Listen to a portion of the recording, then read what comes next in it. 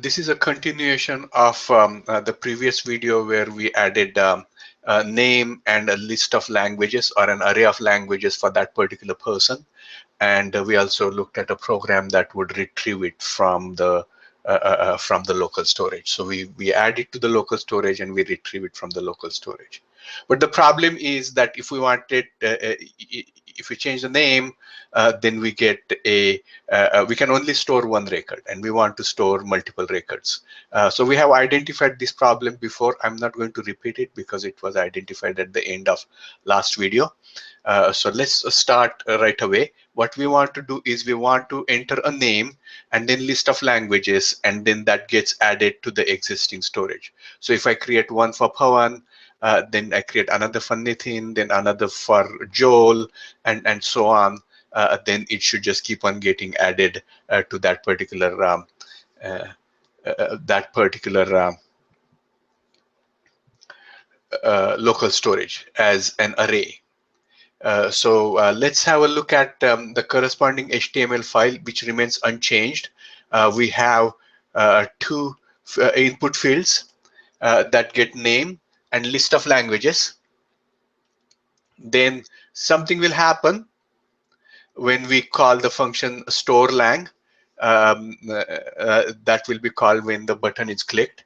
And then we have a table, which we didn't use it before, and we are not going to use it again. It's always nice to have a place to write some stuff just in case things go wrong. I'm going to bring up our previous program. What it was doing was actually it's using a slightly different code. So what I'm going to do now is um, probably I'll just use the code that we looked at before. So let me just open a file and look at the code that we used in the previous class. That would be under notes and week 7 under scripts, and we had a file called, I believe, lang.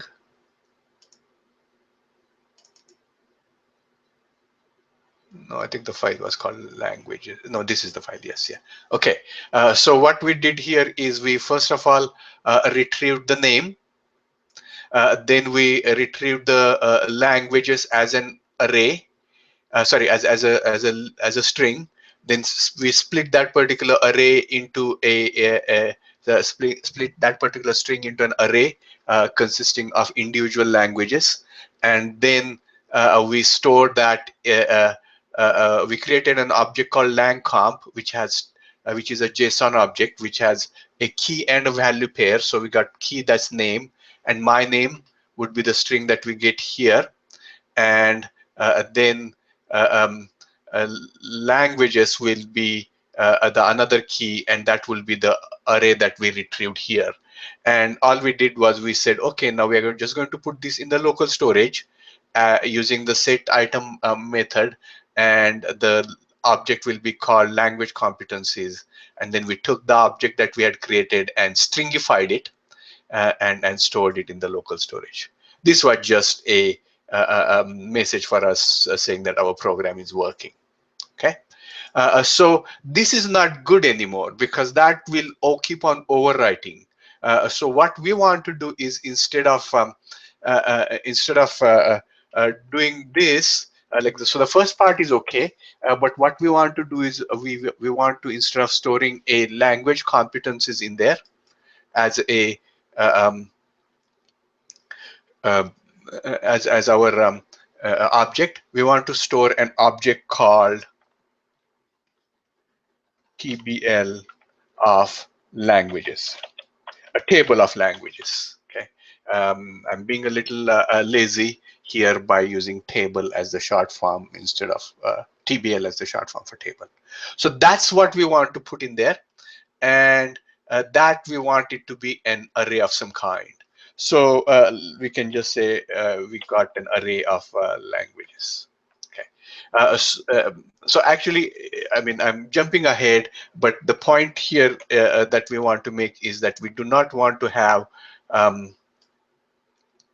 we do not want to store the lang comp in there. We want to have an array of such objects, and that's what we want to store in there. So that's the variable that we want to store. We don't have this variable right now. Okay, and this particular object would be a growing list. So let me just start uh,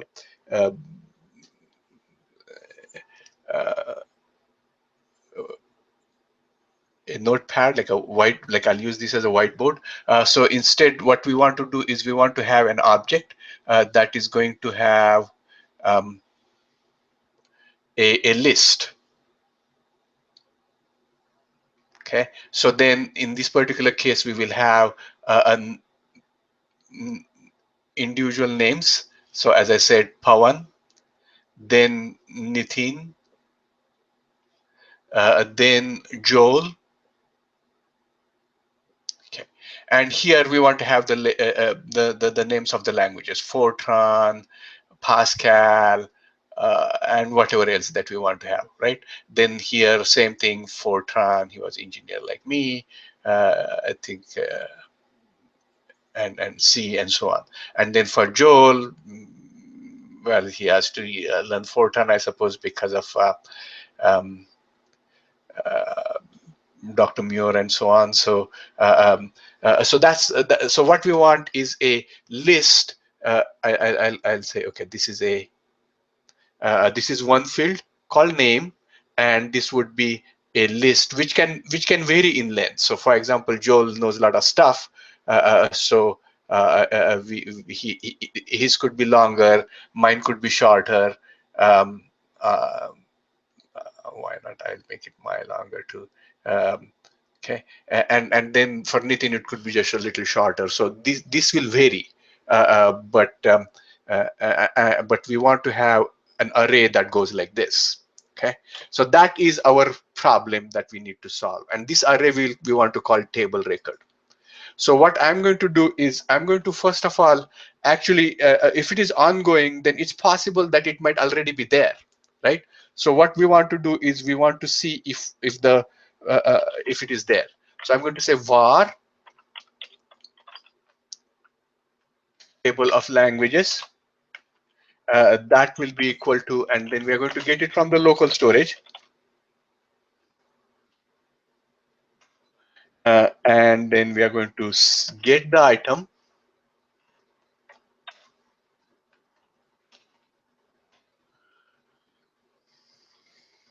called table of languages. It may or may not be there. Okay, and then if it is not there, then this table of languages will be null. So if that is null, then we want to say create it. So we'll just say table of languages is an array of some kind, right? To start with, if it wasn't there, we will create it as an array. So like so, and now so if it is not there, we'll create an empty array. If it is there, then more power to us, right? um, so now the next thing we want to do is we have this object called language comp. So all we need to do is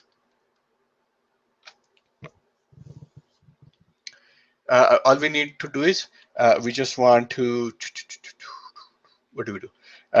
This is an array. As we know, the arrays can have a function called push that will push to the end of the array, and this object that we just now read will go as a towards the end of that particular object.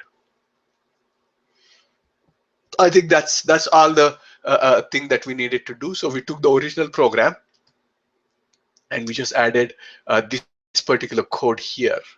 Okay, but we are checking to see if table languages is in the local storage. If it is not, we create an empty array. actually this wouldn't work because when we store it as a string. So maybe we should do a JSON.string parse.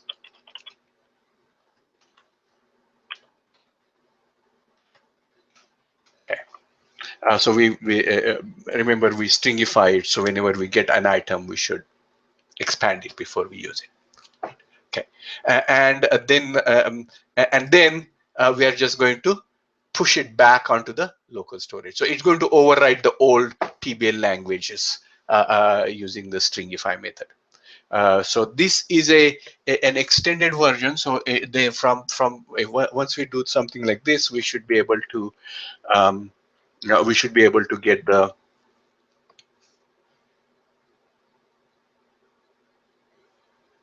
uh, we should be able to get the um, record. So we should have multiple records. I'm going to save this as because I think let's just make sure we have the right name. We don't want to have so right here. I'm just going to check what is the name of this particular file. So it's looking for a JavaScript called multilanguages.js. I'm still using the word lang.js, so I should change that to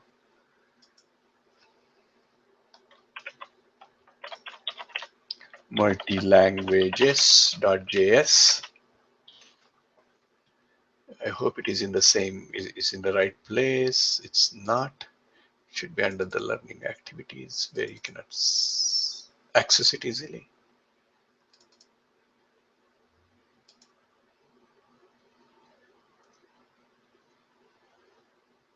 Yeah, I'm going to just overwrite it.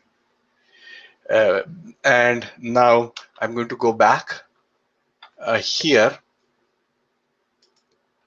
and see what happens if it works. Pawan,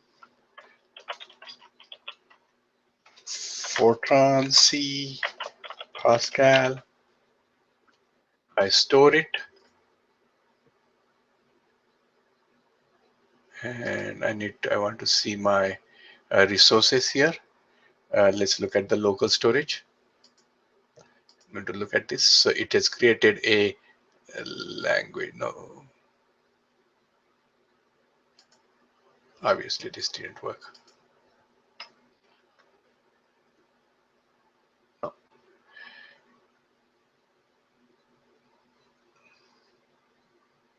Multilanguages.html. It's looking for scripts multilanguages.js, and the file, everything seems to match. So there is something going wrong, and just want to see that I have saved this file. I have saved this particular file. It's called StoreLang. Maybe the name of the function may not be the right one. So let's just make sure that the name of the function is StoreLang. And we are setting my name to be document get element by ID and all that kind of stuff. But it's not working. So if it's not working, then this is what we do, right? We see what we are getting here, console.log, and then I'm going to log my lang comp object and see if that's working.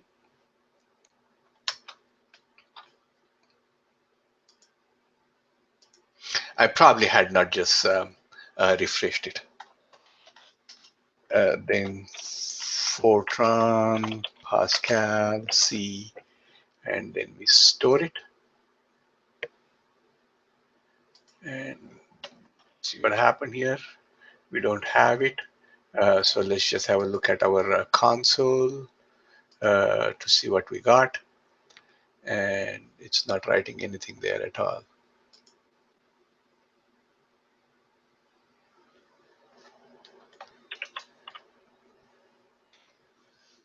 Go here, and I'm going to say console log, and I'm going to say in store language.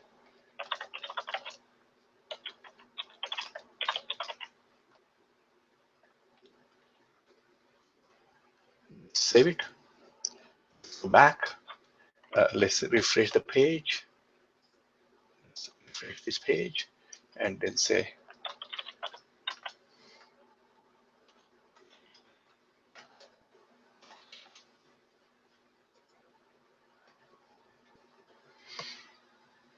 so it's saying something about uh, in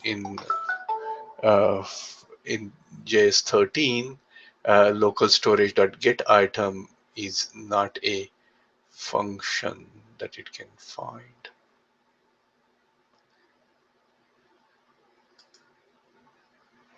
Looking at the console, it is receiving, it is going there properly. It's just on line 13 it does get stuck.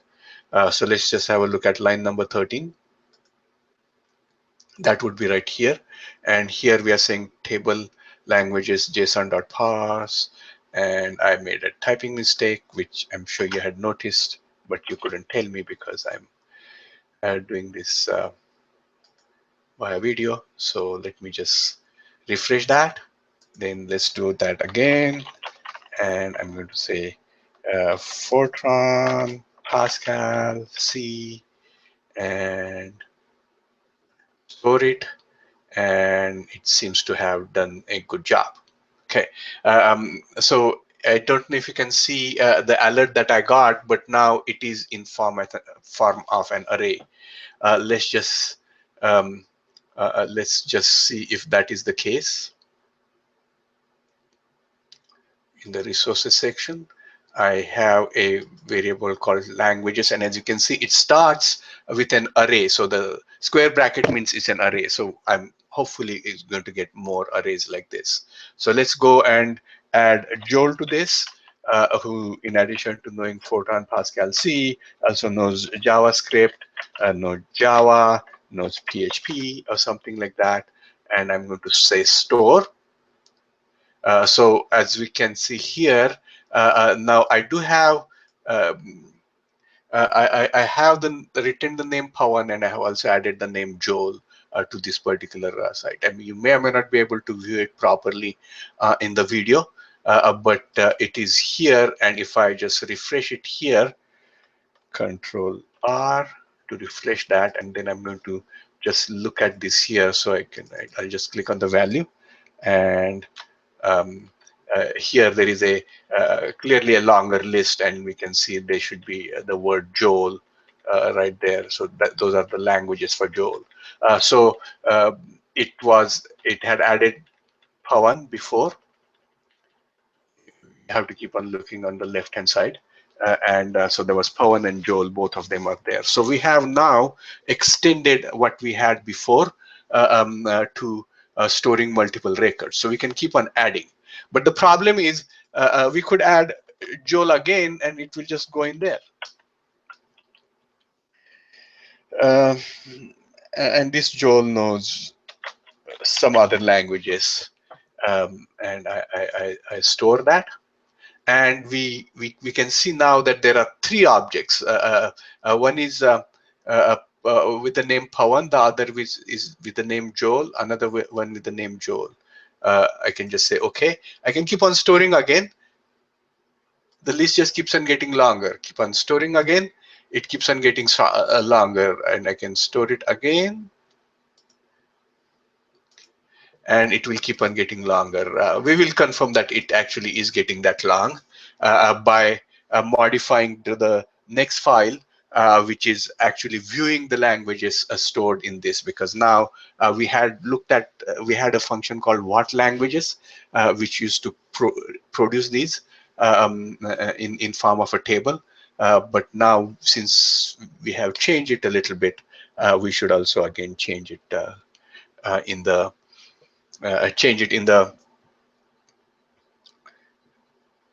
the viewing of languages program. So I'm going to go. This is going to be a little longer video. I'm going to go back and let's say multi-what language. Okay, I'm opening this one, and this. Let's have a look at the source for this. I'm going to make it a little bigger. Nothing in here really. What we have is a table where we are going to list everything.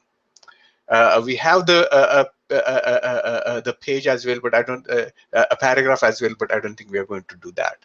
We're just going to write a function called show languages that's going to just repeat uh, um, that's going to just display all the languages that are stored in our object. That would be in a function called getMultilanguages.js.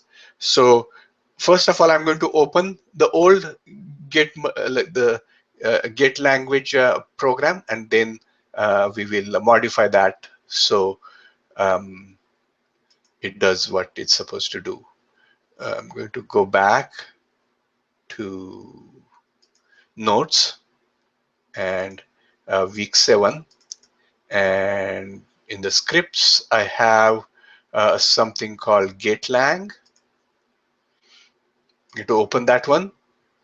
This is the one that we had we looked at in the last class. I'm going to now take this one and save it as,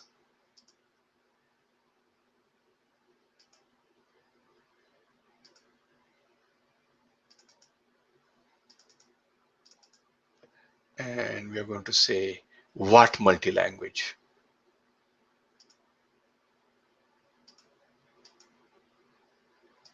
I think that's what it's called. What multi-languages? Save. Okay. So let's just make sure that is the case.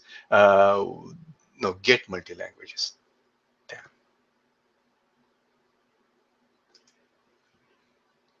I'll close this one just so that I can rename it properly.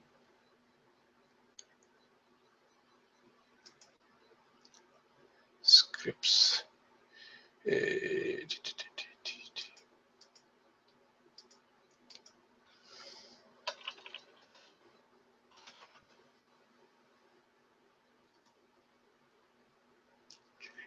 I have a backup here just in case I screw up.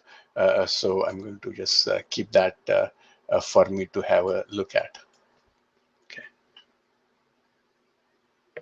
And let me open Get Multi-Languages with Notepad. Okay. So this is the old one that we had.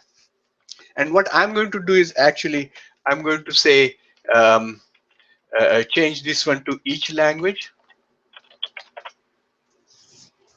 So this is the function that will be called for each person. I'll call it each person. And it's not obviously going to get this. So it's going to, we're going to make a few changes here. Okay.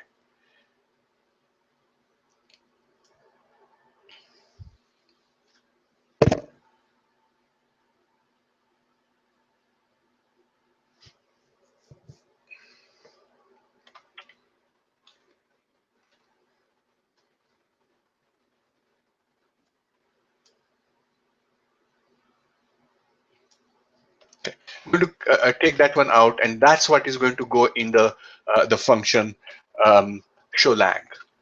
So function ShowLang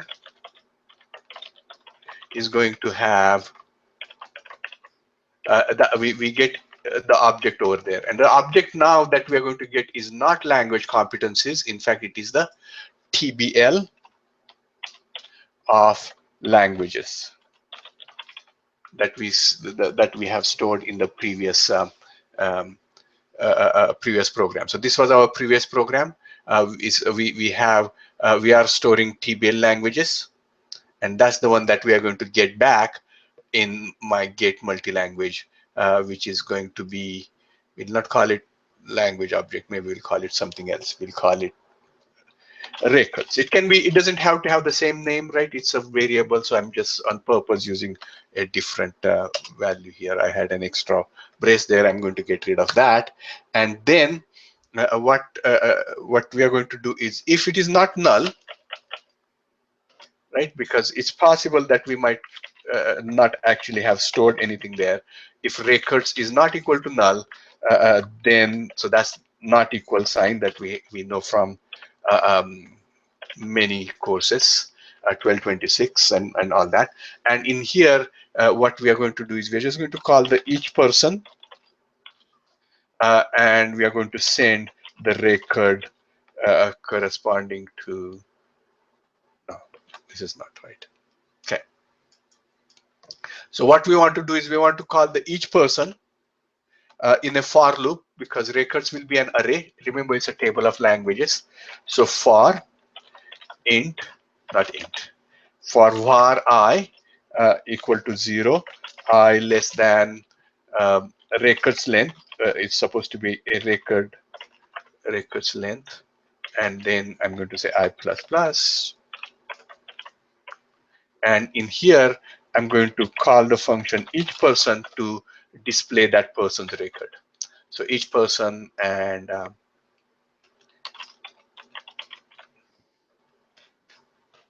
we will have a record for Pawan, a record for Joel, a record for Nitin, whoever is in that particular storage. Okay, so we need to write this particular each person function. I've kind of short-circuited, or rather done a little bit of lazy stuff, because we have actually done a lot of this displaying before. All we need to do is just say that, oh, this is going to actually receive that language object. We are not going to read it from the uh, um, uh, local storage. We have recovered an array from the local storage. Each one of them is going to be a single object of the type language. So name and list of languages, name and list of languages, and so on, right? And then we are going to actually we are going to use the table a little bit more creatively. So every time we have an object, the first row will have um, first row will have the name. I'm not going to use this paragraph anymore. We'll start by using the table. So the table is called format. So that's what we are going to use.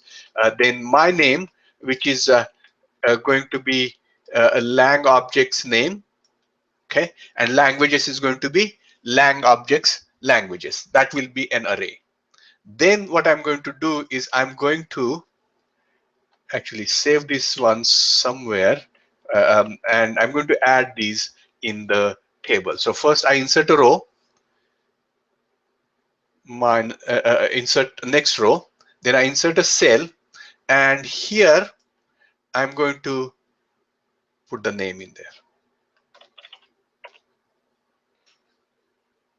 No, my name. So the my name that we have retrieved is going to be in the first column of first row. Okay, and then I'm going to create another row, and this is where I'm going to say knows however many languages. Okay, so here I'm going to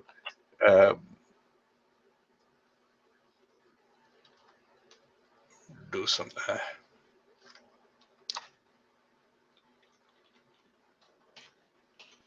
what I'm going to say is so the first row, when we see this, actually it will be a little bit more clear. In the first column I say the name, then in the second column I say knows, then however many languages he or she knows, and then just a string that follows. This is exactly same as what we had looked at before. Okay. So let's see what happens anyway. And then rest of it is essentially the essentially same as what we looked at before. So what we are going to do is we are going to go through the array of languages for that particular person. Then for each one we are going to create a row, create first column, then add I+1, that's the language number. This is something that we have done before, so I'm not going to repeat it. And then second column, and then the actual language corresponding to that particular number. We use I+1 because we don't want the numbers to start at 0. They should start at 1. Okay. So let's see if this works, and then we'll come back and see what's going on. Okay. So I have multi-watt languages.html. This is the file right here. Let me just do this. And as you can see, we have Pawan knows 3 languages, the list of languages as follows. One is Fortran, two is Pascal, three is C. Joel knows 6 languages, the list of languages as follows. Then we added another record for Joel. Joel knows 3 languages, the list of languages as follows. As we can see, we use the table effectively. So the first column, so every time we have a new record, the first column would have the name, and the second column would have a string that looks like this, except we push in the length of the array right here. Okay, and then the rest of it is just like what we had done before. So we have just quickly modified our previous program, but as we can see here, what's going on is we are getting uh, uh, Joel appearing many times, and we really want the name to be unique. Say, for example, so in that particular case, we should really check to see that the name Joel doesn't exist before we do anything. So I've clicked on. So what I'm going to do is now modify this program and search the array to make sure that there is no search the array to make sure that there is no Joel before I add a Joel. Okay, so I'm going to now delete this object. The table languages that I had created is gone. I just deleted that, so I can start afresh. And I'm going to modify my program. So I'm going to go back here, and I'm going to modify my multi-languages program such that I only add if the person exists. So here, what I'm going to say is I'm going to search. Once I retrieve table languages, and I'm here, then I'm going to search for the name in the array TB. No, what is the array called? TBL languages. And if it is there, well, actually, what should we do here?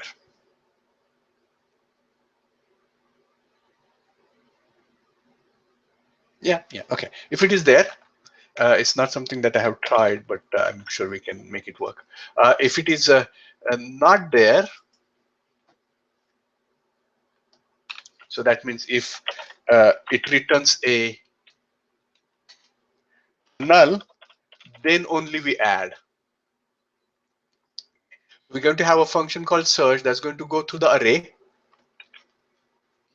and then if we have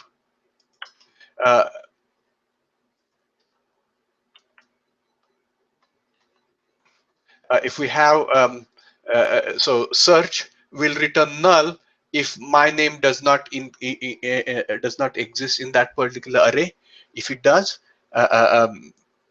if it does not exist, then search will return null. And if that's the case, then we are going to add Joel. Otherwise, we are not going to add Joel. Okay. Otherwise, we are just going to saying that the function, or rather, to say the user and the name of the user, which is my name. That's the variable name, and we'll say already exists.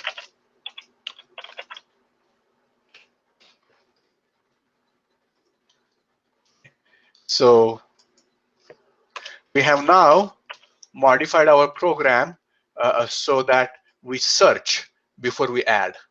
Okay, if it's not there, then we add. This code is from before. If it's there, then it will return something that's not null, and then we will say the user exists. Let's see if this works. So that means we need to write this particular function search.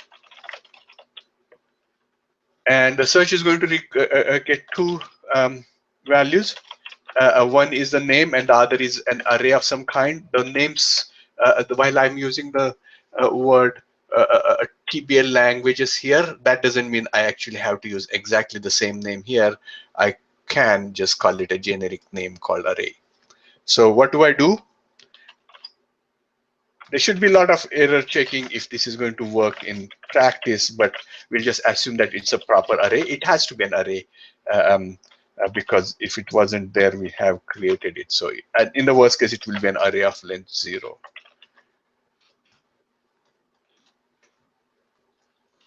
And what we are going to do is we are going to look at array I and its name field.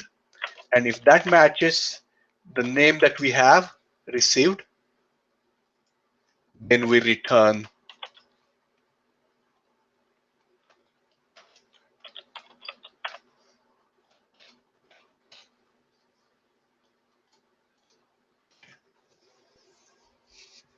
so our search is going to go through the array, the entire array, and then it's going to check and look for the array I.name. If it matches the name that we have passed here, then we have already, let's say for example, we already have record for Joel, then in that particular case, we should just give it back to them. Otherwise, now here there's no else here. Okay, so if we went to the array, we didn't find it. In that case, we can just return a null. Null is a special value in JavaScript. So what we have now done is written this particular search function. It's something that you would have looked at many times if you have taken 1227 or any other higher level course. I don't think I covered it in 1226. So now I have this one in place. I'm going to go back and see if what happens if I keep on adding Joel multiple times. So first of all, let me see here. I'm going to add a record for Pawan, and then I'm going to say C, Pascal, Fortran, and then store. That was okay, just like before. Then I'm going to add a record for Joel, and then I'm going to say Fortran, C, Pascal, Ada, JavaScript, and whatever. It is adding that. So as we can see, we have everything properly working. Then I'm going to just now just click it again, and it's going to it's not working.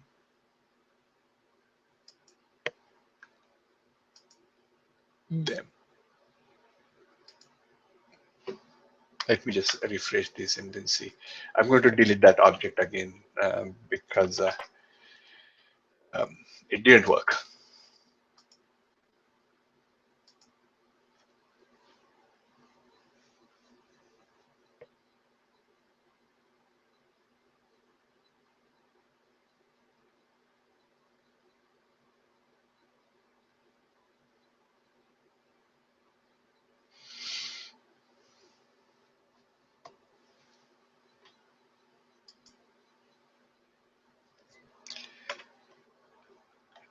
I was a little careless in the sense that I did not.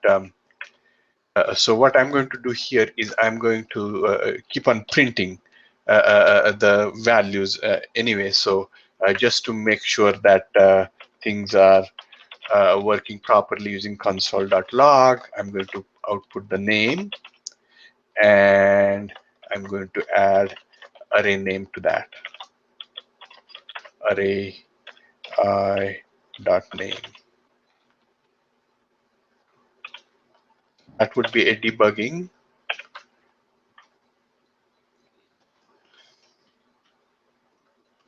And then here I'm going to just say found. So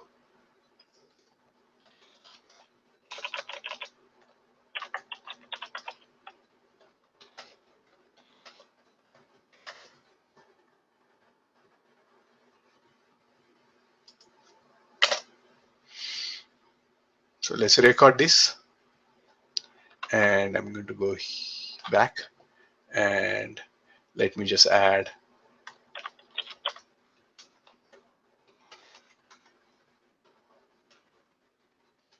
and that was stored.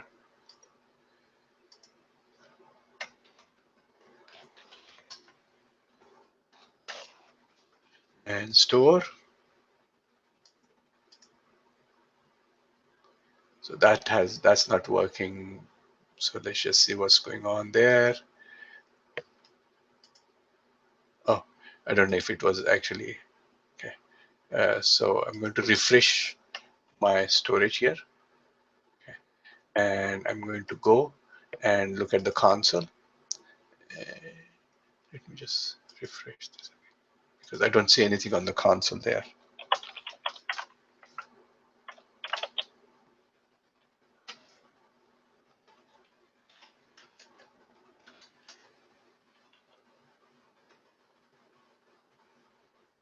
Okay, so actually it is working. Probably something wasn't refreshed or something like that. So I couldn't add. Let me see about Joel now here.